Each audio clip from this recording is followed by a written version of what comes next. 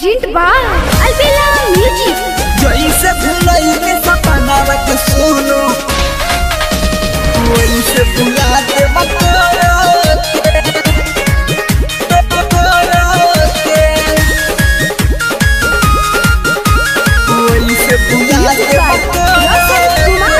हिम्मत जमी है तोरा खातिर जिंदगी बिता ले मरो के। हिम्मत जमी है तोरा खातिर जिंदगी बिता ले मरो के। जैसे भुलाई सपना के सुनू वैसे भुला दे मत के। जैसे भुलाई सपना के सुनू वैसे भुला दे मत के।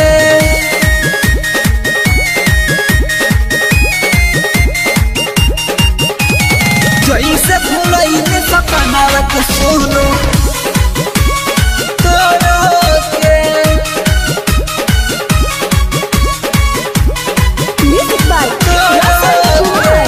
जहाँ मिले हम सब कुछ बुझे जानी हिलाई के रे। जवन सवाद कुंवर के होला तोरा में उ नहीं खेरे। तोरा में उ नहीं खेरे। जहाँ मिले हम सब कुछ बुझे जानी हिलाई के रे। जवन सवाद कुंवर के होला तोरा में उ नहीं खेरे। चहने के जिंदगी जीले हम ना पटकब माथा फोरो के। जैसे भुलैनी सपना के सुनू वैसे भुला दे मतोरो के। जैसे भुलैनी सपना के सुनू वैसे भुला दे मतोरो के। Presented by Albela recording studio Simrao. जैसे भुलैनी सपना के सुनू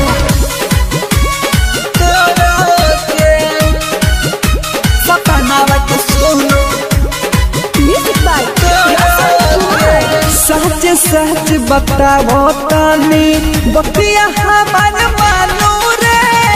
ले खातिर मजा तुझसे कोई जानू जानू रे। कोई जानू जानू रे।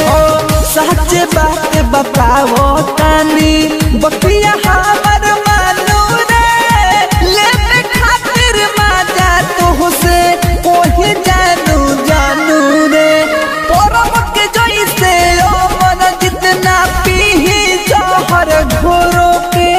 जैसे भुलैनी सपना के सुनू वैसे भुला दे मतोरो के। जैसे भुलैनी सपना के एक दिन वो सही भुला दे मतोरो